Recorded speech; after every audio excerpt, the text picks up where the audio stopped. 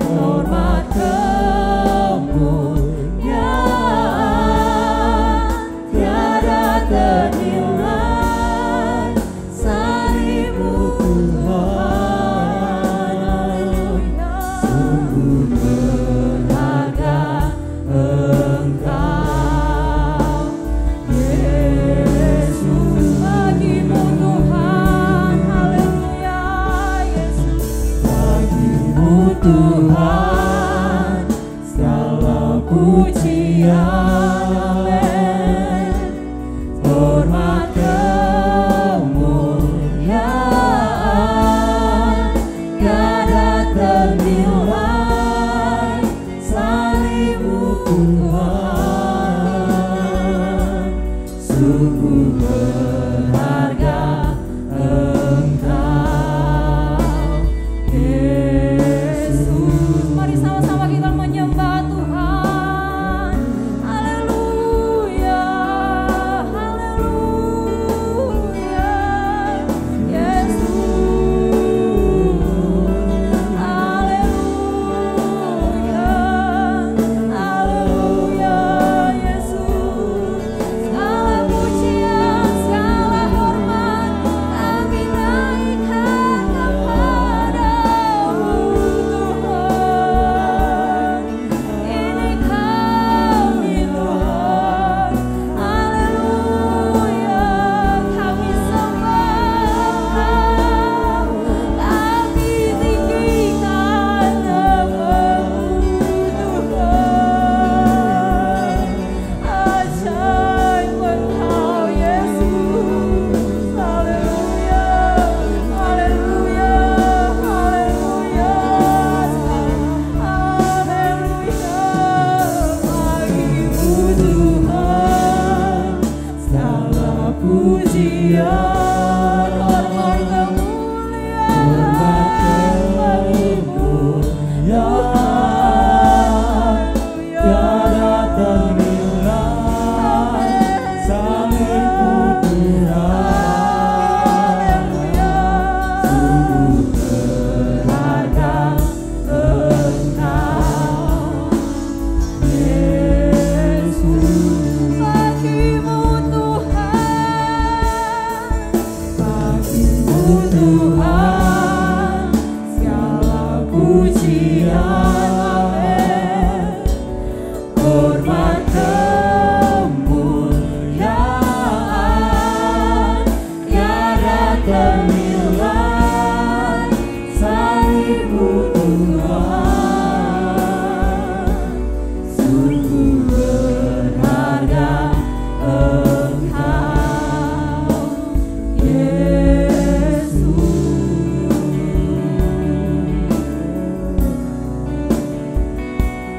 Sungguh berharga Engkau, Yesus. berharga. Sungguh berharga Engkau, Yesus. Haleluya, haleluya Tuhan. Engkau Allah yang begitu baik bagi kami ya Bapa. Terima kasih atas penyertaan-Mu dalam kehidupan kami. Kami boleh ada saat ini ya Tuhan. Kami boleh berkumpul memuji akan nama-Mu pada malam hari ini ya Bapa. Bersekutu meninggikan nama-Mu Tuhan. Itu semua karena kemurahan-Mu dalam kehidupan kami ya Bapa. Urapi kami Tuhan Yesus pribadi lepas pribadi, sehingga kami boleh menikmati Engkau pada malam hari ini ya Tuhan. Sehingga kami boleh melawatan-Mu, boleh kami rasakan pada malam hari ini ya Bapa. Terpujilah nama-Mu ya Tuhan. Kami menyerahkan semua rangkaian ibadah kami ke dalam tangan-Mu, dari awal, pertengahan hingga akhir ya Tuhan. Hanya di dalam nama Tuhan Yesus yang menjadi juru selamat kami yang hidup. Yang percaya katakan amin. Beri kemuliaan bagi Tuhan. Haleluya. Haleluya, haleluya, haleluya. Allah kita memang dahsyat, amin. Haleluya, puji nama Tuhan. Kau Allah yang mulia, bercahaya dalam kehidupan kita. Haleluya.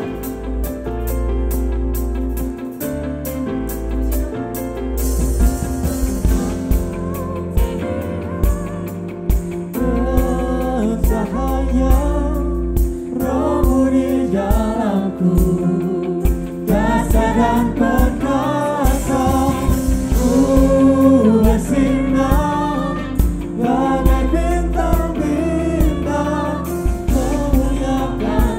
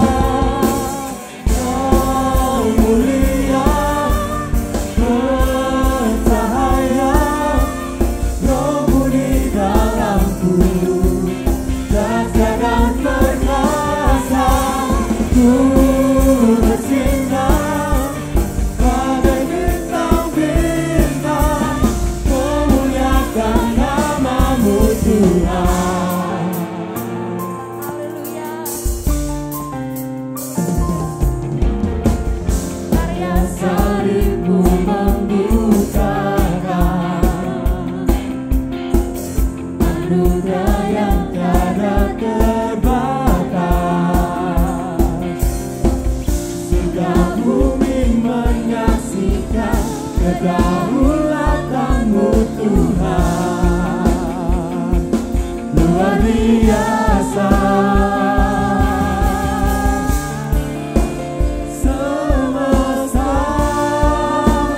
memuja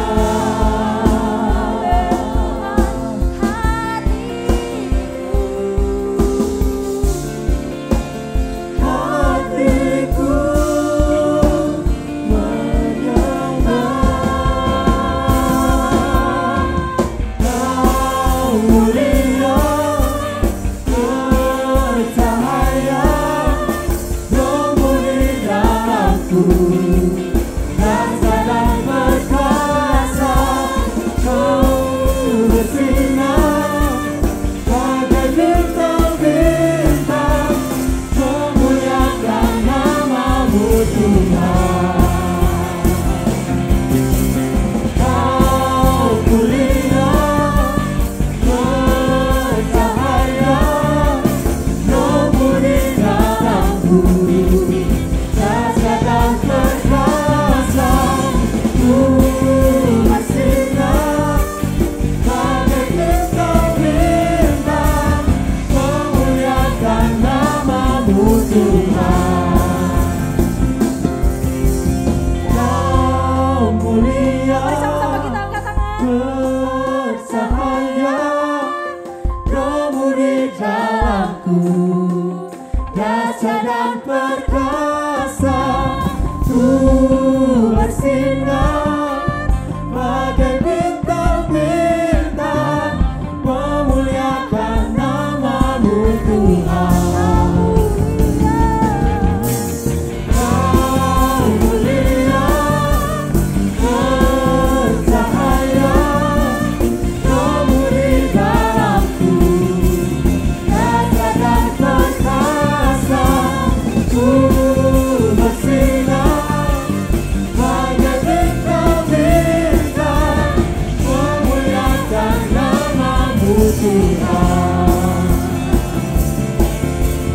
Memuliakan namamu Tuhan. Memuliakan namamu Tuhan. Haleluya, beri kemuliaan bagi Tuhan. Haleluya. Haleluya, haleluya. Tuhan, kita memang dahsyat. Haleluya, puji nama Tuhan. Kau Allah patut kami sembah Tuhan. Kami ingin dekat dengan-Mu ya Tuhan. Kami mau mengenal Engkau Tuhan Yesus. Rahasia hati-Mu. Haleluya Yesus. Terima kasih Yesus. Haleluya Yesus.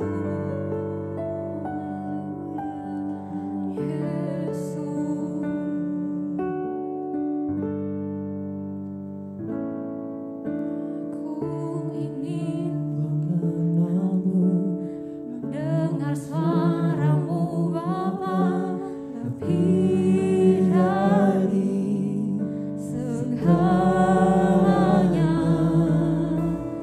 Ku ingin mengenal-Mu, rahasia hati-Mu, hanya itu rinduku mengenal-Mu. Ku ingin selalu dekat, mendengar suara-Mu Bapa, lebih dari segalanya. Ku ingin mengenal-Mu, rahasia hati-Mu, hanya itu rinduku memilih-Mu. Memilih-Mu, bagian yang terbaik selamanya, tak akan terganti. Harta yang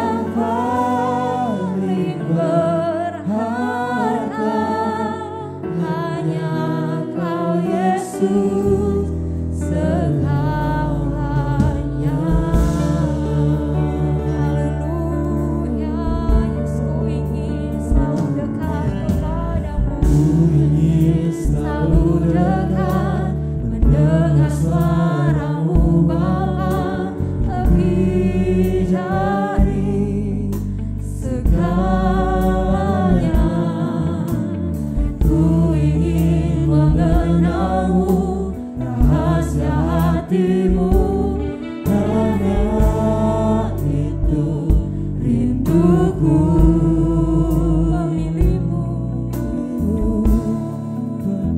Memilihmu, bagian yang terbaik, selamanya akan terganti. Harta yang paling berharga hanya Kau Yesus selamanya. Memilihmu, bagian yang terbaik, selamanya tak akan terganti. Harta yang paling berharga hanya Kau Yesus selamanya. Sama-sama kita katakan pujian dari Allah. Ku ingin selalu dekat, mendengar suara-Mu Bapa, lebih dari segalanya. Ku ingin selalu rahasia hatimu, hanya itu rinduku.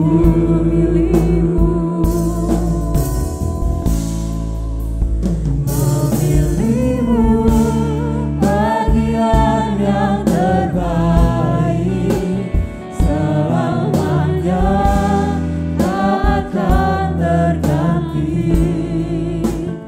Harta yang paling berharga hanya Kau Yesus selamanya.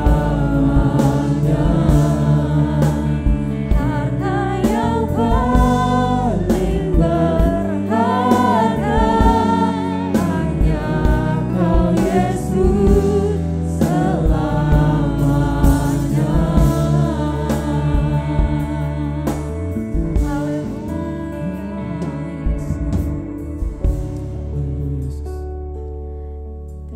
Terima kasih Tuhan. Terima kasih atas hadirat yang sudah Kau nyatakan di ruangan ini Tuhan Yesus. Kami sangat merasakan kuasa-Mu Tuhan Yesus. Kami ingin lebih lagi untuk merasakan kuasa-Mu Tuhan. Ya Bapa, bajak setiap tanah hati kami Tuhan. Kami siap untuk mendengarkan firman-Mu Tuhan Yesus. Agar kiranya Tuhan, setiap firman yang Kau taburkan melalui hamba-Mu Tuhan Yesus bisa benar-benar kami gunakan untuk di keseharian kami Tuhan Yesus. Kami rindu Tuhan Yesus untuk menjadi dampak di sekitar kami Tuhan Yesus. Entah itu di sekolah kami, entah itu di pekerjaan kami Tuhan. Kami mau berguna untuk-Mu Tuhan Yesus dan memuliakan nama-Mu Tuhan. Terima kasih Tuhan, kami siap mendengarkan firman-Mu Tuhan Yesus. Kami alaskan doa ini hanya di dalam nama Tuhan Yesus Kristus. Haleluya. Amin. Amin. Puji nama Tuhan, silakan duduk. Shalom. Halo, shalom. Haleluya. Haleluya. Puji Tuhan. Sedikit saya merasa ini Simeon Hana apa pemuda. Puji nama Tuhan, bersyukur petang hari ini kita ada, ini karena kemurahan Tuhan, amin. Dan kalau kita boleh diberi kesempatan, bahkan kalau saya ngomong begini, kita masih hidup, ini karena kemurahan Tuhan ya. Nah persoalannya begini, hidup yang Tuhan percayakan dalam kehidupan kita ini, kita buat apa? Kita buat untuk diri kita, untuk orang lain, untuk Tuhan, atau untuk apa? Nah mari kita akan membaca satu ayat, ayat firman Tuhan yang menjadi tema kita hari ini. Tapi saya ingin mengajak kalian baca 1 Yohanes pasal yang kedua, dimulai ayat yang ketiga dan diakhiri sampai dengan ayat yang ke-6. 1 Yohanes pasal yang kedua, ayat yang ketiga sampai dengan ayat 6. Hitungan ketiga kita berdiri. 1, 2, 3. Berdirinya ulangi, duduk dulu. Berdirinya kok ala bapak ibu. 1, 2, 3. Nah, set gitu ya. Anak muda kok ya. Yuk kita baca ayat 3 sampai ayat 6 dengan suara yang cukup bisa didengar dan itu suara anak muda. 3, 2, 3. Dan inilah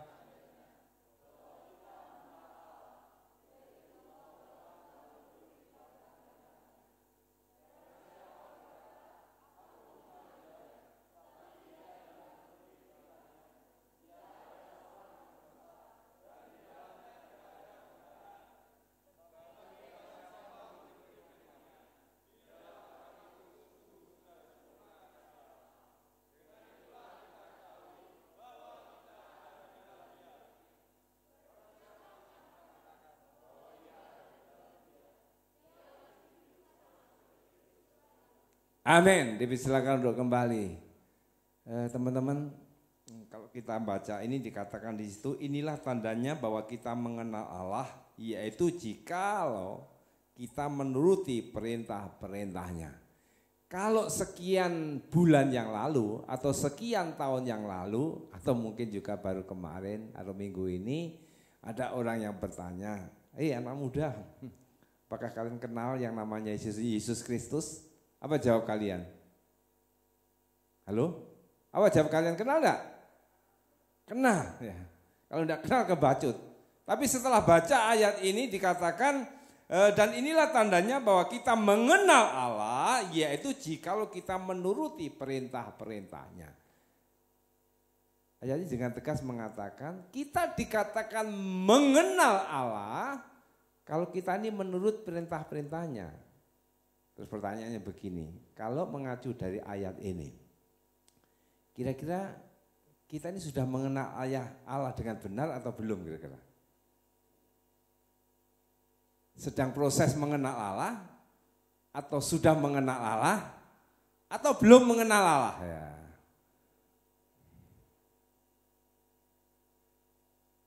Ayat ini dengan tegas dikatakan, kita ini dikatakan mengenal Allah. Dan kalian pun juga pasti tidak setuju kalau dikatakan, kamu itu tidak kenal Allah. Betul? Betul Rizky? Kamu itu tidak kenal Allah. Oh enggak, aku kenal. Pasti ya. Tiap hari sering kali ke gereja, di KTP tercatat agama Kristen, pengikut Kristus ya. Bahkan terlibat pelayanan. Tetapi mari pada malam hari ini saya ingin mengajak memahami benar siapakah atau bagaimanakah kita ini layak mengatakan mengenal Allah. Dikatakan di situ kita ini tandanya kita mengenal Allah jikalau kita ini menuruti perintahnya. Ayat 4 dikatakan barang siapa berkata aku mengenal dia tetapi ia tidak menuruti perintahnya, ia adalah seorang apa? Pendusta dan di dalamnya tidak ada kebenaran. Dan saya juga terlalu yakin kalau kalian dikatakan pendusta, tentunya juga tidak setuju. Wah, aku wong api orang tahu ngapusi. Tapi firman Tuhan katakan kalau kita ini ngomong mengenal Allah tetapi tidak mentaati akan firman Tuhan, dikatakan kita ini pendusta.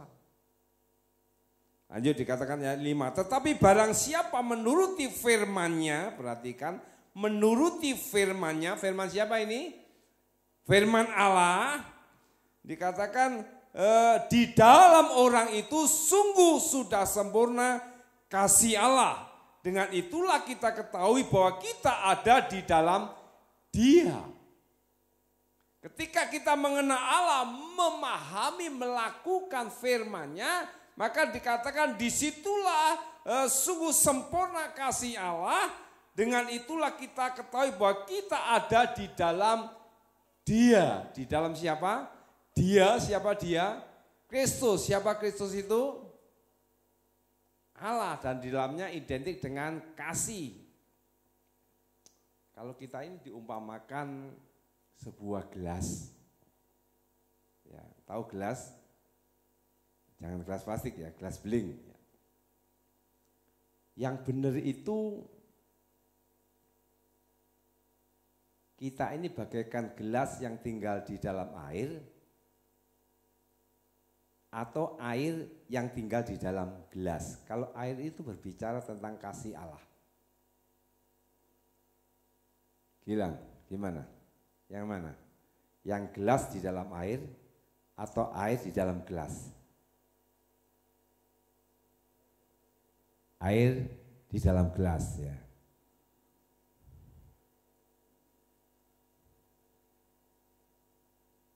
Menurut kamu, setuju nggak apa yang Gilang katakan? Setuju ya, enak setuju daripada buat pertanyaan lain. Sekali lagi, Gilang tadi mengatakan kalau gelas itu bagaikan kita dan air itu tentang kasih Allah, maka Gilang berkata bagaikan air di dalam gelas. Artinya kasih itu ada pada kita. Ada yang punya pendapat yang lain? Kalau air di dalam gelas, gelas itu dikendalikan air, apa air itu dikendalikan gelas? Rizky, air itu dikendalikan gelas, berarti yang lebih berkuasa gelasnya atau airnya? Gelasnya, betul kan? Kan dia dalam gelas. Setuju dengan pernyataan Gilang tadi? Berarti menurutmu gelas di dalam air. Ada yang setuju dengan pernyataan Rizky? Setuju bro? Ya setuju ya daripada iya, ini yang saya harus angkat ya. Jadi posisi kita itu bukan yaitu air di dalam gelas, kalau kita bagaikan gelas, tapi gelas di dalam air. Supaya gelas itu awet, tidak gampang pecah. Gelas dalam air atau air di dalam gelas? Ya? Sama-sama? Kak Rizky, iya, kalau gelas di dalam air tidak gampang pecah. Mengapa hidup kita seringkali pecah? Gampang galau, gampang apalagi ya, stres ya. Bahkan ada yang mau kendat ya. Karena kasih itu ada di dalam diri kita, bukan kita di dalam kasih Allah. Ya, saya harap sepintas ini kalian bisa menangkap apa yang saya mau ya. Dan ini yang jujur, yang terus saya mau berusaha pahami dalam hidup ini. Mengapa hidup ini terasa berat? Karena kita merasakan bahwa kita hidup menuruti kemauan kita, mengikuti apa yang kita mau. Dikatakan ayat ini Yohanes itu kalau kita mengenal tokoh yang namanya Yohanes, ini salah satu murid yang paling dekat dengan Yesus ya. Bahkan ada yang menggambarkan Yohanes itu identik dengan kasih ya. Nah, pengenalan akan Allah itu hanya dapat dibuktikan dengan ketaatan kepada Allah. Jadi sekali lagi omong kosong kita mengenal Allah tapi kita tidak taat. Nah, bila kita tidak memiliki atau tidak seperti ini, dikatakanlah dia apa? Pendosa. Kalau kita ini tidak taat tapi ngomong mengenal Allah, kita pendosa. Pendosa itu tempatnya di mana? Pernah ke neraka.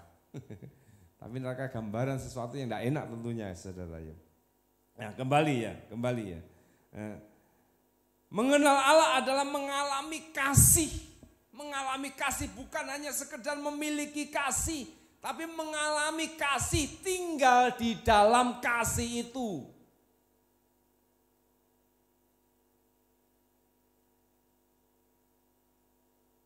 Kalau kita bisa melayani Tuhan,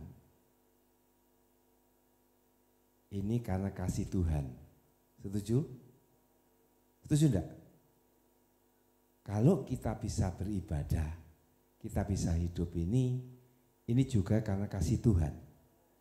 Berarti yang dominan atau yang menguasai kehidupan kita ini seharusnya diri kita atau kasih Tuhan.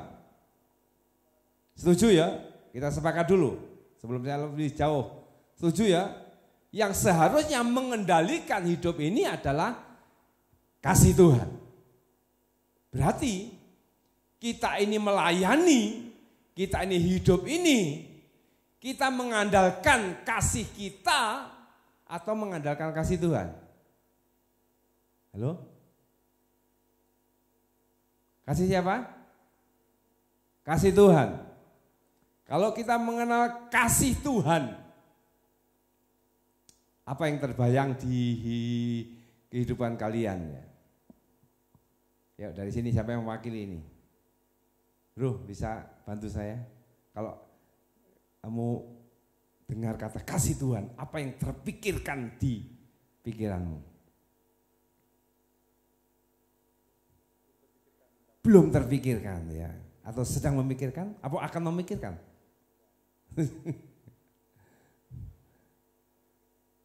Aduh, Jo, bisa bantu? Kenapa pertanyaannya tadi? Kalau kamu mendengar kata kasih Tuhan, apa yang muncul di pikiranmu? Kasih Tuhan sampai saat ini, contohnya saya di sini ada kesehatan, Om.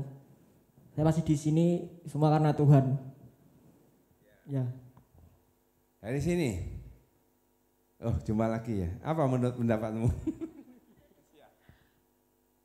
Kalau mengenal kata kasih Tuhan. Kasih Tuhan itu penyertaan Tuhan sampai sekarang. Kasih Tuhan, penyertaan Tuhan. Ya, semua jawabannya itu tidak salah. Apa yang Tuhan buat atas hidup kita? Setuju enggak kalau saya mengatakan apa yang Tuhan buat ya, Tuhan buat atas hidup kita tentunya didasari dengan kasih Tuhan. Karena Tuhan adalah kasih, betul. Dan kasih terbesar dari Tuhan Yesus dinyatakan lewat apa? Salib Kristus, mati di atas kayu salib, mati di atas kayu salib. Artinya orang yang mengasihi Tuhan, mengapa Yesus mau mati di atas kayu salib? Karena dia sedang mengasihi kita.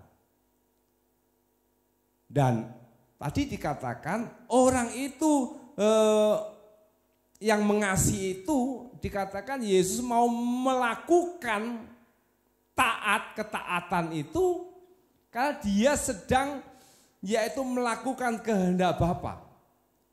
Lewat apa? Dikatakan dengan modal kasih. Karena begitu besar kasih Allah akan dunia ini, sehingga dia rela mengorbankan dirinya. Ini berbicara tentang melakukan sebuah ketaatan.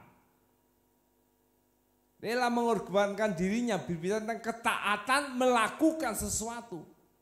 Di dalam kasih itu, di dalam ketaatan itu, harus ada yang namanya pengorbanan. Setuju? Jadi cewek-cewek saya bilang begini, kalau ada cowok suatu saat nanti atau sedang ketemu dengan cowok itu, kemudian satu komitmen, kemudian pacaran. Kalau cowok itu ternyata tidak rela berkorban dengan cewek itu, tolong cewek-cewek jawab dengan tegas. Bisakah dikatakan cowok itu mengasihi cewek itu? Bisa tidak? Tidak, betul ya. Sekarang cowok saya tanya, cowoknya kebanyakan sini ya. Cowok. Kalau ada cewek yang nanti ketika bersama denganmu, tanda kutip mulai pacaran, pendekatan dan sebagainya, tetapi yang ada di dalam diri cewek itu selalu minta untuk diperhatikan, selalu minta untuk dibelikan. Bisakah dikatakan cewek itu mengasihi cowok itu? Halo? Bisa enggak? Kok takut ya? Kalau ada cewek seperti itu bukan kasih tapi matre namanya ya. Di sini tidak ada ya. Ya kembali begini, ini kan berbicara tentang ketaatan. Jadi taat itu saya pengen mengajak kalian memahami tentang konteks ini. Kalau kita berbicara ketaatan yang kita kerjakan itu, kita harus mengacu daripada ketaatan yang dikerjakan oleh siapa? Yesus. Dia taat mengerjakan yaitu bagiannya mati di atas kayu salib. Karena dia sedang melakukan kehendak Bapa. Jadi apa yang Yesus kerjakan itu dengan rela mati di atas salib itu bukan sakarpe dewi. Bukan sakarpe dewi. Artinya ada sesuatu yang menggerakkan di dalam diri Yesus itu.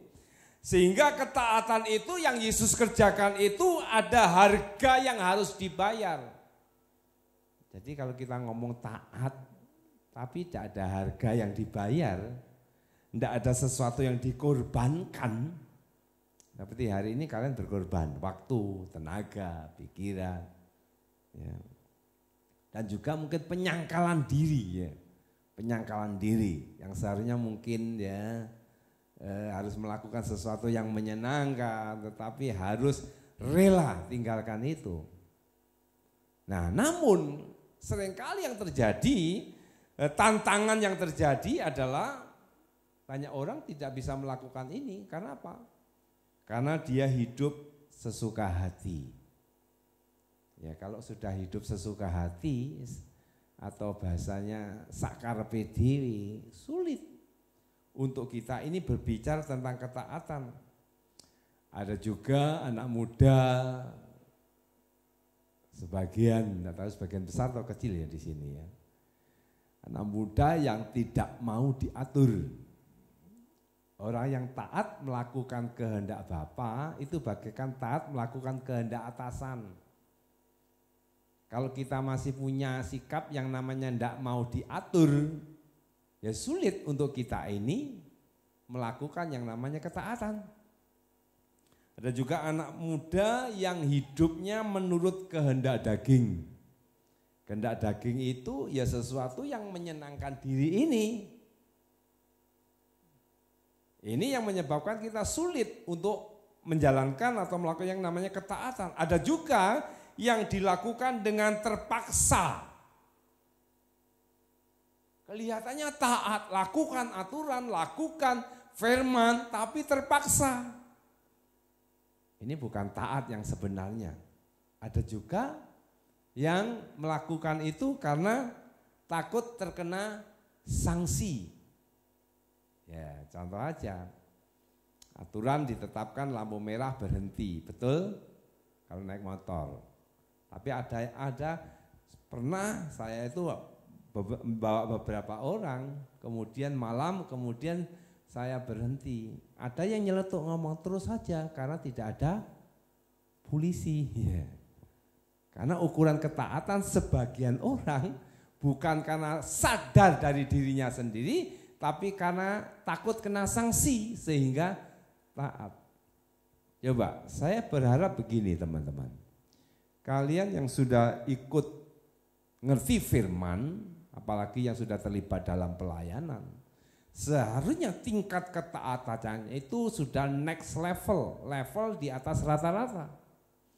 Jadi taat itu bukan karena terpaksa, taat itu bukan karena takut kena sanksi, taat itu bukan karena juga alasan ingin yaitu mendapat pujian, penghargaan. Tapi taat itu karena dilakukan, karena dia sudah mengalami kasih Tuhan. Yang setuju katakan amin.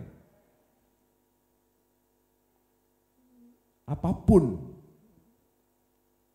yang dikerjakan seseorang di dalam dunia ini, kalau dasarnya adalah kasih Tuhan, dasarnya adalah kemurahan Tuhan, saya berani memastikan maka sesuatu yang dikerjakan itu termasuk di dalam pelayanan akan menghasilkan hasil yang luar biasa, termasuk di dunia kerja. Hanya orang yang bekerja itu di sana ya, di luaran sana, kalau ada pengawasnya, kalau ada bosnya, dia akan mengerjakan dengan sungguh-sungguh. Bahkan sebetulnya yang tidak dikerjakan, yang seharusnya tidak ada yang dikerjakan, dia pura-pura mengerjakan. Kenapa? Karena dilihat sang bos. Saya tidak mengkritik kalian yang sudah bekerja, tapi ini pengalaman saya pribadi. Ketika saya bekerja di sebuah, ya saya pernah bekerja 2 tahun ikut orang ya, ikut orang jadi karyawan. Kemudian ya kebetulan bosnya itu rotok sangar, ngerti sangar ya. Suatu saat ketika dia datang, saya dulu pernah, namanya kalkulator ini mestinya buat hitung-hitungan, itu enggak buat hitung, ketika ada bos satu tuli pura-pura ngitung, saudara ya. Itu saya dulu, saudara. Tapi kalau di sini ada yang seperti itu ya bertobat gitu. Ya. Pura-pura kenapa? Pengen dilihat sang bos, saudara. Pengen diperhatikan. Nah, ketaatan yang seperti ini itu ketaatan cara-cara dunia. Dan kembali saya ambil perumpamaan tadi. Ketaatan yang terjadi dalam kehidupan kita seharusnya kita ini bagaikan gelas yang tinggal di dalam air. Artinya yang menguasai kehidupan kita adalah kasih Allah. Yang mendorong, yang menggerakkan, yang membuat kita ini dilakukan sesuatu karena digerakkan oleh, dikontrol oleh, dimotivasi oleh yang namanya kasih Allah itu. Dan saya mau ingatkan begini teman-teman, kasih Allah yang terbesar itu, dia mengasihi seseorang, dia mengasihi manusia sebelum manusia itu melakukan sesuatu. Atau dia tidak melihat latar belakang manusia itu. Bahkan ketika manusia itu sedang berdosa, kasih Allah itu sudah dinyatakan. Ya, coba kita belajar praktek dalam kehidupan kita. Saya masih menemui begini ya, bukan hanya anak muda saja, tapi banyak orang. Ketika ketemu dengan seseorang yang tanda kutip, ya, yang tanda kutip merasa dirinya itu di bawahnya, mungkin lebih jelek, gitu. Mungkin kurang pinter atau mungkin apa saja, bahkan ada yang mungkin punya keterbatasan fisik. Banyak orang enggan untuk mendekati. Banyak orang tidak mau dekat-dekat mereka itu. Karena apa? Merasa dalam dirinya ini tidak selevel dengan mereka itu. Dan saya ngomong begini malam hari ini. Kalau itu yang terjadi dalam kehidupan kita, berarti hidup kita ini bukan digerakkan oleh kasih Allah, tapi digerakkan oleh diri kita sendiri.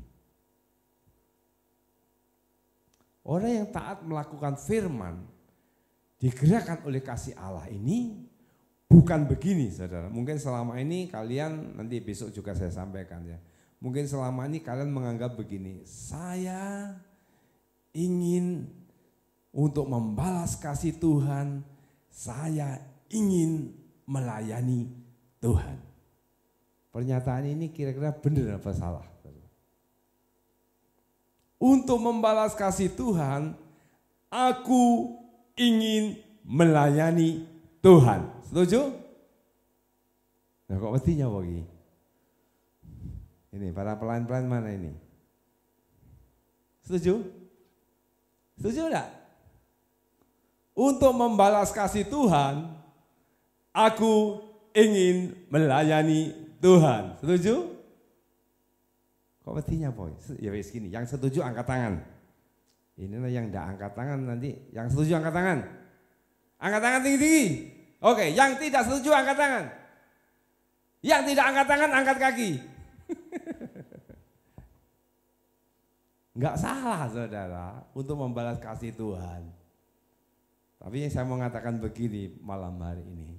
Tapi jangan sampai saya ingin melayani Tuhan itu, keinginan itu datang, keinginan itu dilakukan berdasarkan yang ada pada dirimu, bukan yang yaitu yang kasih Allah itu sudah nyatakan di dalam dirimu. Saya agak sedikit kebingungan pakai kalimat. Artinya begini, jangan sampai kita melayani Tuhan itu mengandalkan kekuatan kita, kemauan kita.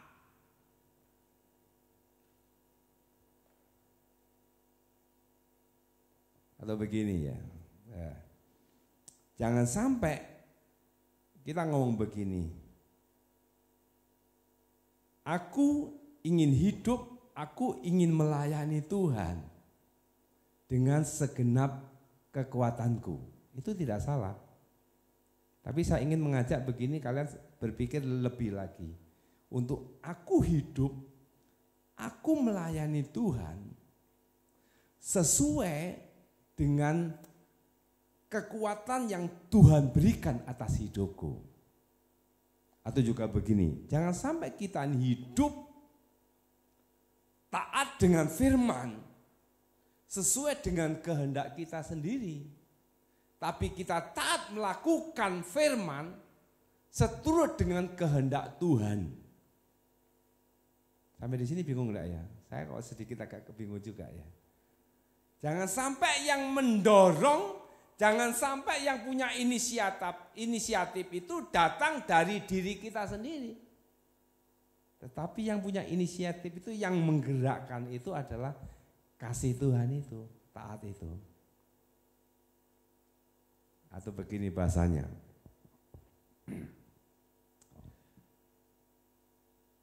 Kalau aku hidup ini,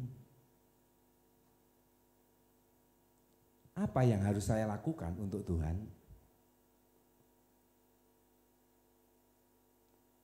Kalimat ini setuju enggak? Yang setuju angkat tangan. Yang kurang setuju angkat tangan. Ada kalimat kedua begini, kalian setuju yang mana? Yang pertama tadi, kalau aku hidup ini, aku ingin apa tadi? Apa yang aku lakukan untuk Tuhan? Kalimat kedua begini, kalau aku hidup ini, apa ya yang Tuhan inginkan atas hidupku? Itu kalimat yang kedua. Yang pertama, aku hidup ini, apa ya yang aku bisa lakukan untuk Tuhan? Kalimat yang kedua, kalau aku hidup ini, apa ya kira-kira yang Tuhan mau lakukan atas hidup ini? Siapa yang lebih setuju kalimat pertama, angkat tangan. Mana yang angkat tangan? Siapa yang lebih setuju yang kedua, angkat tangan. Berarti ada yang tidak angkat tangan. Berarti yang ketiga. Ya. Bingung enggak yang enggak angkat tangan ini, bingung atau malas angkat tangan atau ketiaknya bau? Sekali lagi, siapa yang setuju yang kalimat pertama tadi angkat tangan? Enggak ada ya? Kok malah turun tangan tadi? Siapa yang setuju yang kayak kedua angkat tangan? Ya masih ada yang tidak angkat tangan, ya tidak apa-apa. Hidup ini pilihan ya. Tidak milih tidak apa-apa ya. Paham perbedaannya ya. Artinya yang pertama tadi, dia hidup, dia melakukan sesuatu dikendalikan dari dirinya. Tapi yang kedua tadi, dia pengen hidup, minta hikmat Tuhan, cari tahu Tuhan, kira-kira hidup yang bagaimana yang harus dikerjakan ini. Dan saya sedang berusaha mengarah yang kedua ini terus berjuang. Hingga suatu saat saya pernah bergumul begini, kira-kira kalian kurang lebih tahu ya, saya di sini kapasitas sebagai wakil gembala, kemudian kalau di rumah sebagai ayah, sebagai suami, kemudian di toko itu sebagai owner, pimpinan, kemudian kalau di sekolah sebagai pak guru ya, di Bamak ketua Bamak, di wilayah bendara wilayah, kemudian di yang lain-lain saudara. Saya pernah bergumul begini, Tuhan, kira-kira apa yang saya lakukan ini sesuai enggak dengan kehendak-Mu Tuhan? Apa yang saya lakukan ini sesuai enggak dengan rancangan-Mu atas hidupku ini Tuhan? Dan ketika saya merenungkan seperti itu, ternyata saya memiliki satu pemahaman ketika sebelum saya melangkah, sebelum saya kerjakan segala sesuatu, saya selalu ingin terus minta hikmat Tuhan. Benar enggak? Jangan-jangan begini loh, saya ini sudah merasa yakin apa yang saya kerjakan itu benar, saya jalan menuju ke arah utara, ternyata Tuhan itu sebetulnya pengennya saya ini ke timur. Paham ya? Kalau seperti itu, kira-kira saya ini lebih berhasil kalau ke utara atau ke timur?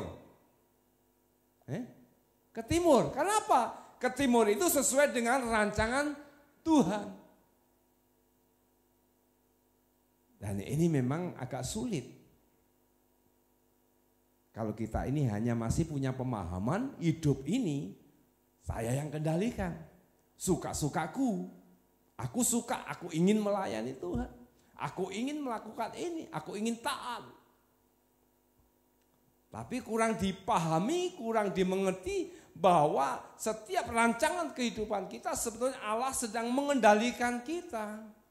Kalau seringkali saya umpamakan seperti kita ini wayang yang dilakonkan oleh Tuhan. Ngerti wayang? Janoko, Arjuno, Bimo, Nolo Gareng, Petruk Bagong. Wis raruh hopo. Artinya dikendalikan oleh sang dalang itu. Dan si wayang ini manut. Ya, karena memang wayang itu benda mati. Nah, bedanya kita ini diberikan hak, diberikan kehendak bebas. Itulah mengapa kita dihimbau, diajar untuk kita ini suka beribadah. Supaya kita belajar memahami rancangan Allah. Kita ajar itu baca firman Tuhan. Kita memuji Tuhan, kita berdoa. Karena itu bagian sesuatu yang kita kerjakan supaya kita terus memahami. Makanya kita bersyukur ya, pujian kita, doa kita pakai bahasa Indonesia. Coba kalau suatu saat Bapak Gembala tetapkan semua aturan harus pakai bahasa Ibrani. Karena Alkitab aslinya bahasa Ibrani dan Yunani, saudara. Ngapal nih moco angel bahkan apalagi ngerti ya. Makanya bersyukur loh kita pakai bahasa Indonesia, saudara. Makanya saya pengen mengajak kalian begini, ketika nyanyi pujian, coba nyanyi bukan sekedar dihafalkan, tapi lirik-lirik nyanyian tadi, kalimat tadi berbicara tentang apa, diselami, saudara. Maka di situ kalian akan terus belajar menemukan sesuatu yang indah dalam kehidupan kita. Makanya kalau ada ayat masa depanmu, masa depan yang penuh pengharapan, itu bukan sekedar hiasan pendengaran, tapi itu menjadi milik bagianmu ketika engkau memahami rancangan Tuhan di dalam kehidupanmu. Amin. Yohanes 15 ayat 14, yuk kita baca ayat ini. Yohanes 15 ayat 14, Yohanes 14 ayat 15, Yohanes 14 ayat 15.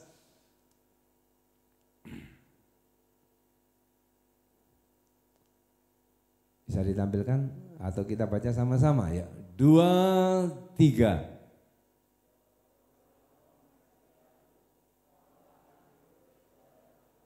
Jikalau kamu mengasihi aku, kamu akan menuruti segala perintahku. Menuruti segala perintahku ini berbicara tentang penundukan diri tadi, ketaatan diri tadi. Dan kita belajar melakukan itu bukan dengan terpaksa, bukan mengandalkan kekuatan kita, tapi kita rindu untuk belajar mengikuti apa maunya Tuhan. Ada nyanyi katakan suka-sukamu Tuhan. Enak saudara, suka-sukamu Tuhan. Ngikut apa maunya Tuhan. Nah kadang begini yang sering kali terjadi, karepe Tuhan dengan karepe kita itu berlawanan. Contoh masalah pasangan hidup. Pasangan hidup ini kita maunya kan yang sejalan dengan kita, betul enggak? Yang mungkin hobinya sama, yang mungkin yaitu kebiasaannya sama, saudara. Kalau kemauan Tuhan seringkali beda. Mengapa? Karena untuk saling melengkapi, saudara. Terus sebenarnya mari kita belajar dalam kehidupan ini di usia kalian yang masih muda ini, remaja, pemuda ini, belajar terus begini. Tuhan, apa yang ingin Engkau buat atas hidupku? Jangan dibalik. Apa yang ingin aku buat untuk Tuhan? Siapa kita ini? Siapa kita ini? Makanya setiap bangun pagi berdoa Tuhan, apa yang Engkau kerjakan, ajari kami melakukan seturut dengan kehendak-Mu, dengan rancangan-Mu. Yesus sendiri ketika dia melakukan ketaatan, sempat dia ini sebagai manusia juga dia berkata, iya Bapak kalau boleh cawan ini berlalu.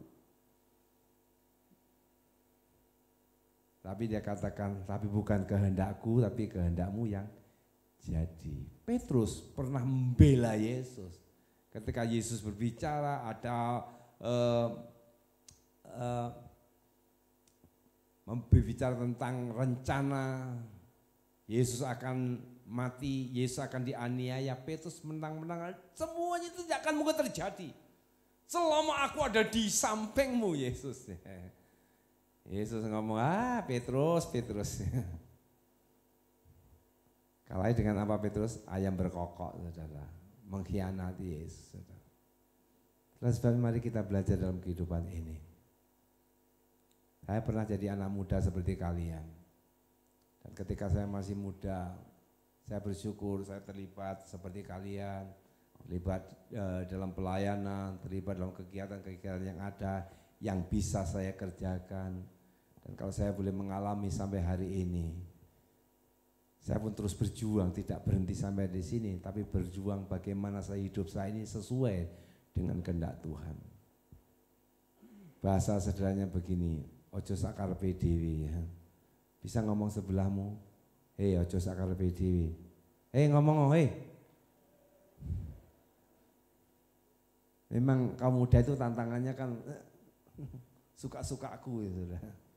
Coba yuk kita next level ya. Hidup ketaatan itu, taat itu lakukan sesuai dengan yang di atas kita, yaitu otoritas tertinggi Allah.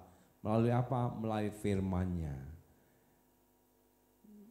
Jadi jangan doa kita bolak-balik saudara. Tuhan, saya pengen ini Tuhan. Misalnya ya, Tuhan saya pengen naksir cewek ini Tuhan. Tuhan berkati ya. Ya jangan gitu saudara. Tuhan saya pengen naksir ini Tuhan. Kira-kira ini sesuai enggak dengan kehendak Tuhan? Saya itu unik saudara. Kalau saya ceritakan mungkin ada orang ngomong ini enek. Saya sebelum saya tahu siapa jodoh saya ya. Saya itu doanya sebegini, Tuhan berkati calon pendamping hidup saya. Kalau dia kuliah, kan enggak tahu saya siapa pendamping hidup saya. Tapi saya doa kalau dia kuliah, Tuhan berkati kuliahnya. Kalau dia bekerja, Tuhan berkati pekerjaannya. Ternyata setelah saya tahu menikah dengan mamahnya Edo, ternyata begini, kuliahnya diberkati. Lulus belum pada waktunya, artinya waktunya lebih dipercepat. Ternyata itu berkat doa saya, saudara. Jujur, ini pengalaman saya ya. Kalau itu setuju lakukan, saudara. Lakukan, saudara.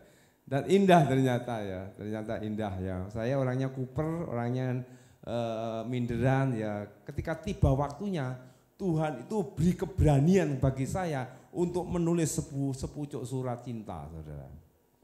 Itu tidak gampang loh, saudara. Perlu doa puasa, saudara. Itulah sebabnya begini juga, teman-teman, mari kita belajar mengikuti apa maunya Tuhan. Salah satu juga yang harus dikerjakan adalah selain doa, juga puasa, saudara. Makanya saya pengen kalian yang terlibat pelayanan di hari Minggu, kalau memang Tuhan masih punya berikan waktu, Jumat yuk kita doa sama ya. Ketika saya dipercayakan pelayanan Minggu, Jumat saya ambil puasa, saudara.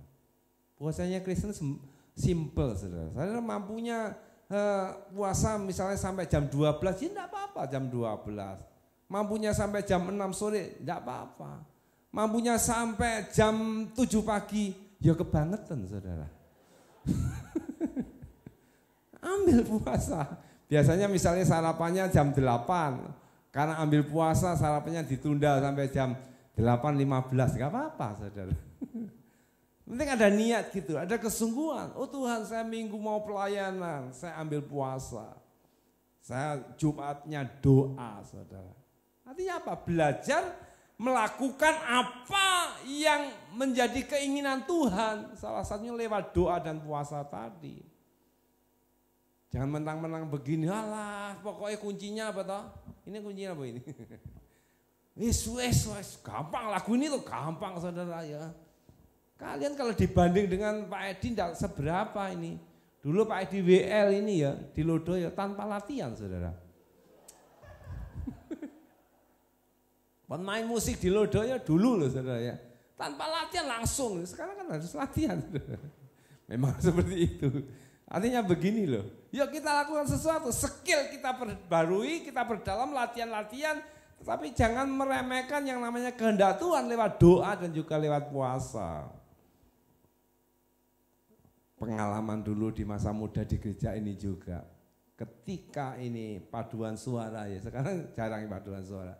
Suaranya biasa, tapi ketika dinyanyikan, yang mendengarkan mengalami lawatan Tuhan. Mengapa? Karena memang para pelayan-pelayannya yang menyanyi itu benar-benar tinggal di dalam kehendak Tuhan, urapan Tuhan. Jadi tolong para pemain musik, tamborin, singer, jangan meremehkan, pokoknya nyanyi. Tapi coba bawa dalam doa, bawa dalam puasa. Suaranya sama. Ketika kalian tuh belum doa, belum puasa sama doa, sama suaranya. Tapi pengaruhnya itu beda. Tamborin dikepek antara orang yang pendoa dan puasa sama bunyinya. Iya bunyinya guys. Ya sama. Tapi ketika si pemain tamborin itu tinggal dan mengikuti apa maunya Tuhan, sama-sama di istilahnya apa? Gerakan apa ini? Tapi yang mendengar, yang melihat itu akan merasakan urapan yang beda. Dan kalau itu terjadi, wow. Orang yang ibadah itu ngomong begini, kapan minggu lagi saudara men? Kapan minggu nek pengen ibadah saudara? Jangan-jangan ada jemaat baru datang kemudian dulu pemain dan pelayan-pelayan kemudian aku salah mlebu gereja iki. Minggu nih saudara. Kenapa pelayan-pelayan tidak tinggal? Makanya ya kalau Bapak Gembala 15 menit sebelumnya khususnya pemain tamborin segera masuk kalau itu ya. Ikuti penyembahan. Termasuk ini yang sering kali saya amati multimedia. Mana koordinatornya ini? Multimedia. Ya. Ikut penyembahan, jangan datang sudah jadi menganggap terlambat itu ketika tidak mengikuti sama Bapak Gembala di depan itu saya anggap sudah terlambat itu. Jadi saya ikut. Karena tantangannya berat bagi multimedia ya, di belakang sana ya berat tantangannya ya. Makanya kalau ada tempat duduk ikuti ibadah saudara. Puji nama teman. Itu salah satu bentuk ketaatan dan ketaatan perlu pengorbanan. Ojo sakar PDW mengikuti apa maunya Tuhan, bukan berdasarkan apa dari diri kita. Puji nama Tuhan, Tuhan memberkati. Mari pemain musik, singer. Saya ingin mengajak nyanyian yang lama mungkin lama Anda dinyanyikan. Kasih Yesus indah dalam hidupku. Karena kita hidup tanpa kasih bagaikan sayuran tanpa garam saudara. Sepo saudara. Tapi ketika kita tinggal di dalam kasih dan kasih itu menggerakkan hidup kita. Maka saya katakan hidup kita ini dahsyat. Kita akan sesuatu yang baru dalam diri. Monggo kita sami-sami jumeneng. Oh ngerti jumenengi ngajak saudara ya. Kasih Yesus indah dalam hidupku, menghiasi hati dan jiwaku. Ku tak dapat hidup tanpa kasih-Mu Tuhan. Pegang tanganku sepanjang jalanku. Kembali katakan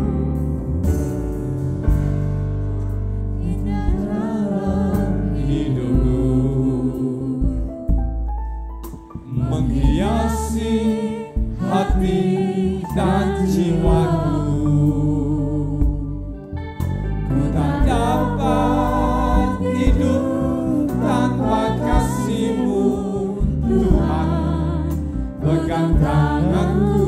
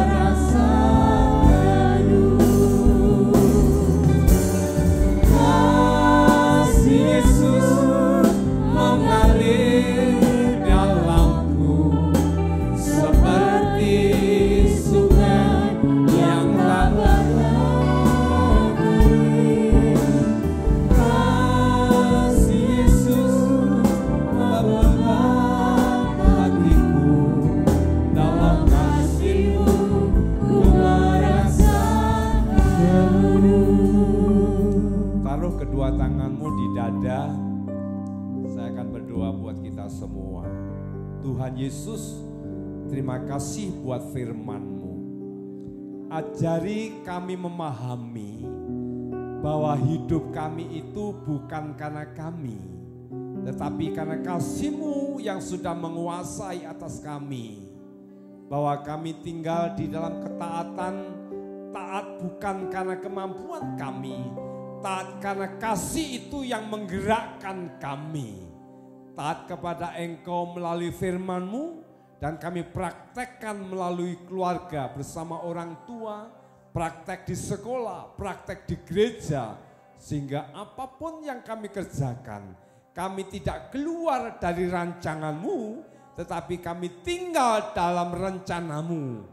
Dan kami terlalu yakin ketika kami tinggal di dalam kasih-Mu, kasih-Mu itu menguasai hidup kami. Apa yang kami kerjakan itu seizin-Mu, dan Engkau akan Tuhan bawa kami untuk menikmati kehidupan yang berarti bagi Engkau, bagi sesama, juga bagi diri kami. Terima kasih firman-Mu Tuhan, kami mengucap syukur kepadamu. Kalau sebentar kami akan pulang, Tuhan Kau juga tolong sertai kami yang terlibat di dalam pelayanan besok pagi, besok sesi 2 dan 3. Tuhan juga urapi sehingga pelayanan kami berkenan kepadamu. Anak muda, angkat kedua tanganmu. Pulang dan terimalah berkat daripada Allah Bapa, cinta kasih sayang daripada Yesus Kristus, persekutuan penghiburan dari penyertaan daripada kuasa Roh Kudus, boleh tinggal menyertai kehidupanmu, menyertai sekolah kuliahmu, menyertai masa depanmu. Mulai hari ini sampai Maranatha, Tuhan datang pada kali yang kedua. Kita pulang terima berkat dalam nama Tuhan Yesus Kristus. Haleluya. Amin. Tuhan memberkati. Ada yang